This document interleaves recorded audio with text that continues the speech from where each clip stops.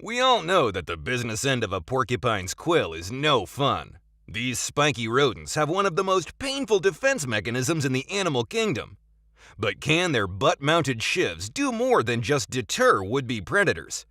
Could these hundreds of razor-sharp quills actually take out the big cats of the African plains? Let's find out.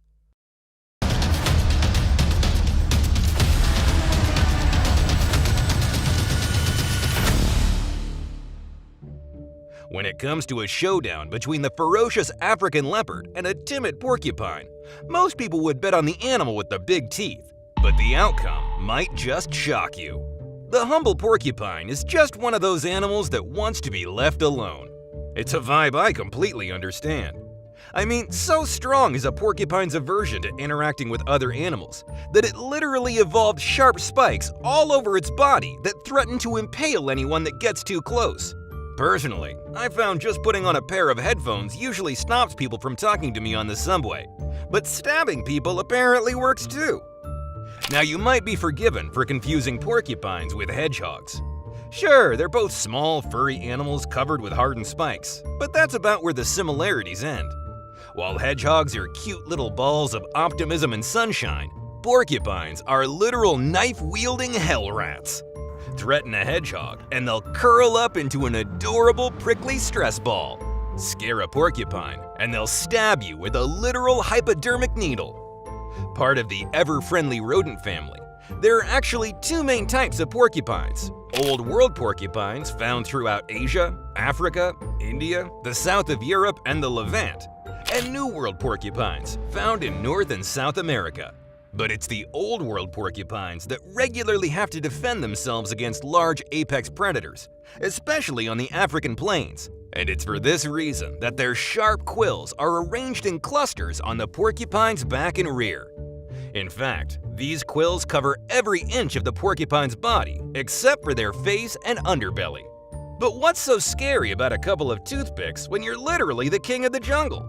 Well, these quills are more than meets the eye. Like your standard 18-gauge hypodermic needle, a porcupine's quills are hollow, only the tip is much, much sharper. They're made from hardened keratin, the same fibrous protein that forms hair, claws, and nails. While they may look smooth to the naked eye, zoom in, and that's where the real fun begins. Microscopic barbs line the length of the quill, but they aren't facing towards the point. These barbs, which kind of look like fish scales, face backwards and act as an anchor into whatever they find themselves poked into. You see, once a quill enters flesh, these tiny barbs fan out and seal the puncture, making pulling them out extremely painful. To make matters worse, the quill tip breaks off easily and can often work its way deeper into the skin over time.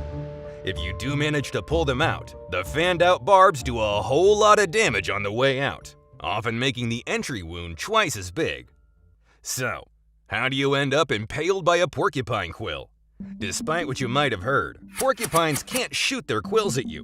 When pressure is applied along the quill, a special membrane under the porcupine's skin breaks, allowing it to be pulled out. But don't worry, they grow back. That's not to say the porcupine can't go on the offensive. They often strike with their tails to stab predators with their quills. This design feature isn't perfect though. Porcupines have been known to fall out of trees and accidentally stab themselves with their own spines. So, you'd have to be pretty unlucky to get impaled by a porcupine, right? Well, kinda.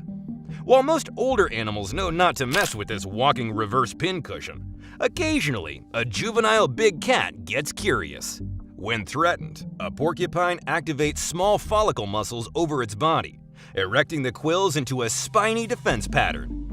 These quills, particularly concentrated on the crest and rump of the porcupine, fan out, creating an almost impenetrable shield around the rear of their bodies.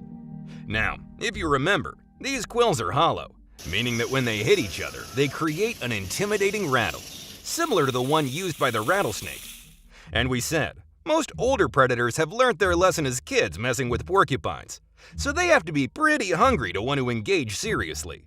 Most lionesses eventually get bored and move on. But not all animals are as wise, and sometimes the showdown is on. Who do you think would win between a porcupine and a leopard? How about a lion? Is there any other animal that you think could make light work of the porcupine? Let us know in the comments below. Otherwise, keep watching. Leopards are notorious for not only their ferocity, but also their massively varied diet. They're the guy at the buffet keen to try out every single option, no matter how much the oysters disagree with him. You lost it! So it comes as no surprise that, on occasion, leopards try to add porcupines to their afternoon snack. At first, the interaction is one of confusion. If you had to eat a cactus, where would you even start? Porcupines favor their defensive rear end position, making sure their quills are always facing the threat. The leopard can only really paw at the waving quills, trying to find an opening. More often than not, leopards will end up with a few warning barbs, and the porcupines escape into the horizon. Other times, it's not so pretty. With enough quills that find their mark, leopards can very quickly find themselves impaled on up to 100 9-inch needles. While this is incredibly painful, having this many porcupine quills stuck in you is actually life-threatening. Quills stuck in the mouth prevents animals from chewing, eating, drinking, or swallowing, leading to a slow, agonizing death. Now, despite this hardcore defense mechanism, sometimes hunger is a more powerful motivator. This leopard fought through the pain and managed to bag his next spiky meal. But successful hunts like this aren't common, and other animals have tried and failed to take down the mighty porcupine. Sometimes, snakes don't know any better and try to go for a quick porcupine pick-me-up. That's if they can get past the rattling defensive spike shield first. But let's just say a snake managed to sneak up on a porcupine face first. In South Africa's Lake Eland Nature Reserve, cyclists noticed an engorged African rock python lying on the side of the road. Judging by the bulge, it was pretty obvious that the 13-foot snake had recently eaten a big meal. It wasn't uncommon for pythons of this size to swallow small impalas or warthogs whole and just lay around lethargically for a day or two while they digest it. This python, however, was clearly struggling. It was breathing heavily, and moving the bulge down its body seemed to be a lot more difficult than normal. A few days later, other visitors to the reserve found the python dead. The reserve manager collected the snake and performed a dissection, revealing a large porcupine. The entire internal length of the snake was impaled by quills, completely shredding the snake's insides. When you consider that the damage of a porcupine's quills is intensified by muscular movement, spare a thought for this python, whose entire body is one continuous muscle, running against a grain of 300 porcupine javelins. Good times. Over in North America, New World porcupines are armed with thinner, smaller quills. However, their damage can be just as deadly. Curious dogs often get their noses way too close to the business end of a porcupine and can end up with a painful, spiky quill beard that makes eating and drinking impossible. Removal of these spines is so painful, dogs often have to be heavily sedated before the 200-plus quills can be removed. While it's a tough lesson to learn, porcupines shouldn't be messed with. No meal is that delicious that you'd risk your face just to dig in. Unless you're a fan of cactus cuisine or have a fetish for needles, my advice is to just steer clear. And that's all we have time for today. If you have any suggestions of future video topics, please let us know downstairs in the comments below. Thanks for watching. If you enjoyed this video, please make sure to drop a like. And if you're not already subscribed, please hit that big red button right now. See you next time.